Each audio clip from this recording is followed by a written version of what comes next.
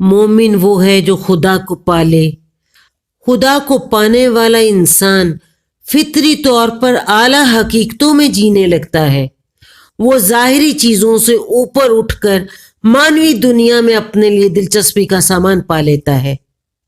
ایسا انسان عین اپنے مزاج کے مطابق سادگی پسند انسان بن جاتا ہے۔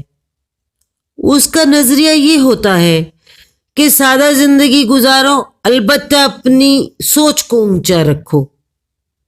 جو آدمی مانوی حقیقتوں کا ذوق آشنا ہو جائے، اس کے لیے ظاہری اور مادی چیزوں میں کوئی لذت باقی نہیں رہتی۔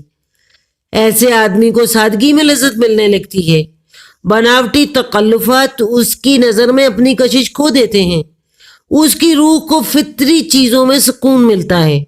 غیر فطری اور مصنوعی رونقیں اس کو ایسی محسوس ہونے لگتی ہیں جیسے کہ وہ اس کی اندرونی دنیا کو بکھیر رہی ہیں، جیسے کہ وہ اس کے روحانی سفر میں ایک رکاوٹ ڈال رہی ہیں۔ سادگی مومن کی طاقت ہے، وہ مومن کی مددگار ہے۔ سادگی کا طریقہ اختیار کر کے مومن اس قابل ہو جاتا ہے کہ وہ اپنے وقت کو غیر متعلق چیزوں میں ضائع نہ کرے۔ وہ اپنی توجہ کو غیر ضروری چیزوں میں الجھانے سے بچائے اور اس طرح اپنے آپ کو کامل طور پر صرف اپنے مقصد اعلیٰ کے حصول میں لگا سکے۔ سادگی مومن کی غذا ہے۔ سادگی اس کی تواضع کے لیے ایک لباس بن جاتی ہے۔ سادگی کے ماحول میں اس کی شخصیت زیادہ بہتر طور پر پرورش پاتی ہے۔ سادگی مومن کا حسن ہے۔ سادگی مومن کے لیے زندگی ہے۔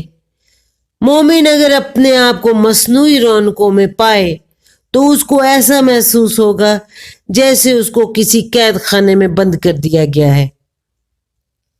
مومن آخری حد تک اپنے آپ کو خدا کا بندہ سمجھتا ہے۔ یہ چیز اس کو ابدیت کے احساس میں جینے والا بنا دیتی ہے، اور جو انسان ابدیت کے احساس میں جی رہا ہو اس کا مزاج لازمی طور پر سادگی کا مزاج ہوتا ہے۔ غیر سادگی کا انداز اس کے مزاج سے مطابقت نہیں رکھتا، اس لیے وہ اس کو اختیار بھی نہیں کر سکتا۔